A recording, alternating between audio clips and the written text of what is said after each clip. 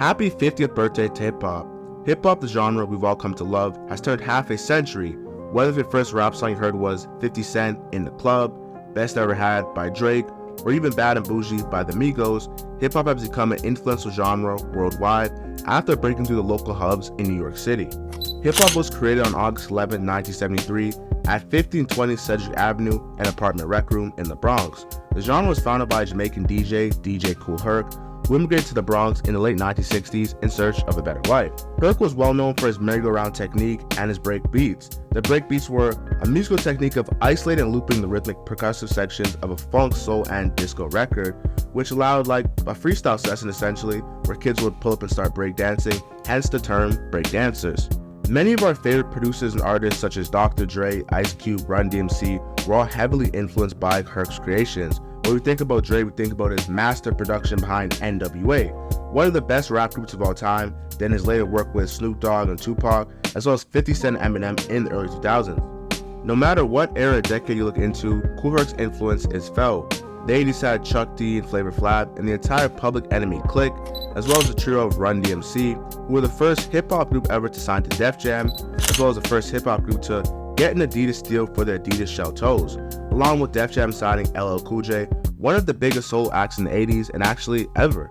My story and details have a message. Hip-hop was originally a hobby for many members of the Black and Brown Latino communities coming up in urban cities. The singing and dancing was their way of coming together, letting go of their weekly stress. This once little local hobby migrated from the East Coast to the West Coast with artists like Tupac, Snoop, and the whole Death Row clique, as well as Too Short E40, making it bigger in the West, then to the South with groups like the Outkast, 3 6 Mafia, UGK, T.I. and Lil Wayne, and then right back to New York in the late 90s.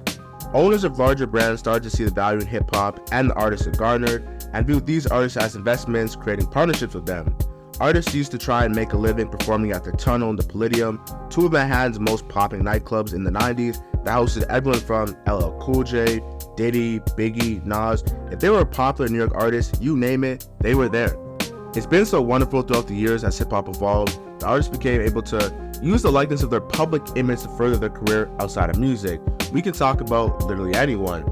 Kanye West striking a deal with Nike for his Yeezys, that later moved to Adidas for more creative control and doing what's best for him. Then we got Diddy's Sean John sportswear that went crazy during the Bad Boy era, and Jay-Z's Rockwear, which became the epitome of hip-hop lifestyle during his monstrous run in the late 90s going into the early 2000s. We could even switch lanes and industries if we wanted to. We could talk about Travis Scott and the McDonald's meal deal, which for a limited time fans go to a select McDonald's location in America and order their favorite artist's signature meal. Hip-hop has come a long way, and the success of artists have allowed them to enter other industries and make lucrative careers. When it comes to the genre itself, hip-hop has always been about the feelings and experience it brings the listener, whether it's the drip and the gear the artists find pride in wearing, the woman extravagant lifestyle portrayed in the music, or the deep feelings of sadness or grief they express so eloquently on a beat.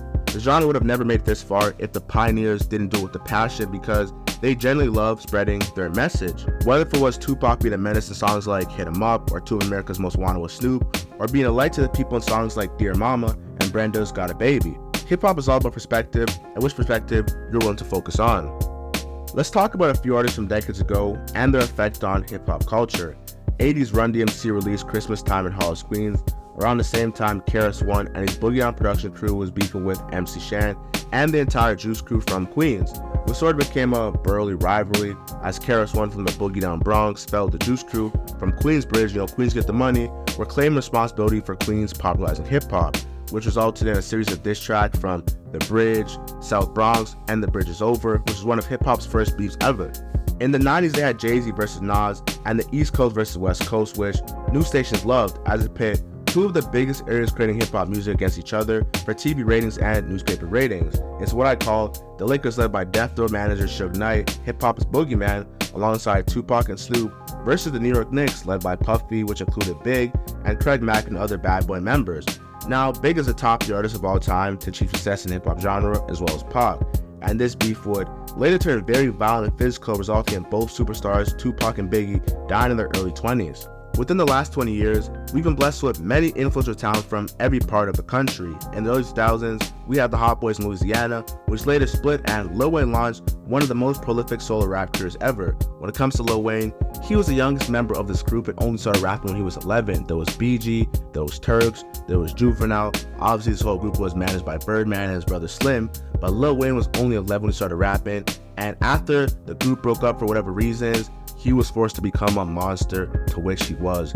25 years later, if you ask people in hip-hop, they will still probably say that if it's not Tupac, if it's not Nas, if it's not Jay-Z, or even Big, Lil Wayne is the #1 greatest rapper of all time.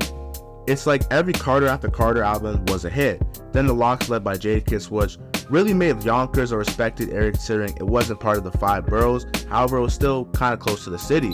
Then came Dipset, Cameron, Jim Jones, Freaky Zeke, and then came G-Unit, led by Curtis Jackson, man, aka 50 Cent, which in my opinion had one of the best hip-hop album runs ever of all time. That stint from 2003 to 2009, and then to go on tour 20 years later, as he's on tour right now for his final lap tour, is just simply unheard of, man. I can only think of a few other artists who can go on tour of that caliber. Maybe Nas, Illmatic, Tupac and Big if they're alive, Method Man, Ice Cube. There's a couple artists who can do it, man, but very, very few. And this whole come story, they get rich by trying to being shot, bouncing back, breaking through the music industry, being blackballed, the street beef. Like, Pixar couldn't write a better story, I'm telling you, man. Then we got Mobb Deep to do a Prodigy and Havoc, rest in peace Prodigy, arguably the biggest rap group coming out of Queens in the mid-90s, around the same time that Nas is actually making his rounds with Illmatic. And then if we go to the South, you got the Outkast, and depending on who you may ask, and according to Billboard's, Outkast is the #1 group of all time. And I can't deny the talent of Big Boy and Andre 2000. So obviously, I've listened to them enough because I'm just not from the South. I don't bang that stuff, but respectfully, they put enough work in our solidified generals in the hip-hop world. Then if we want to take it a decade later to the 2010s, we could talk about the 3 boys from the no side of Gwinnett County, Atlanta, the Migos.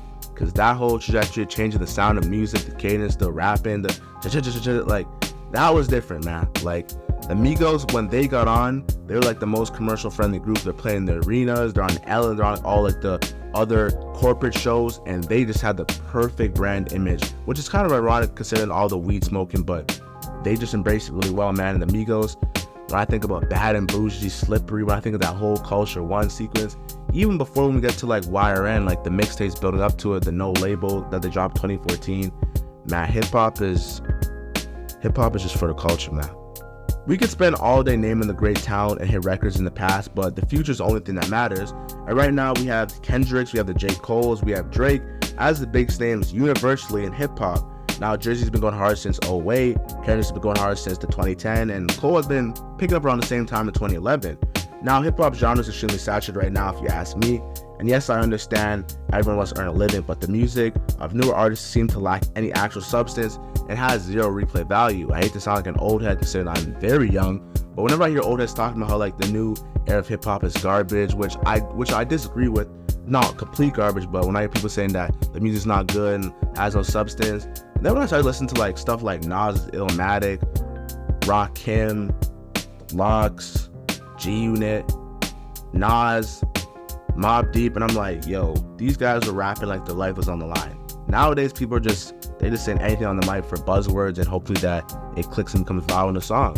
I feel like artists are so caught up in their first week sales and the reactions and opinions of fans have towards it that they're afraid to experiment and actually switch up the flow and try something new. When Drake released Honestly Nevermind, people were saying that, oh, Drake makes elevated music and were quick to create all the memes. However, after 2 months, people were calling it Album of the Year, discarding all of the hate that they were spewing a couple months before. For a genre that's been on for 50 years, it has progressed in a very lucrative and concerning direction. I just hope that the greats who went before us will finally receive a financial compensation because all their contribution was priceless.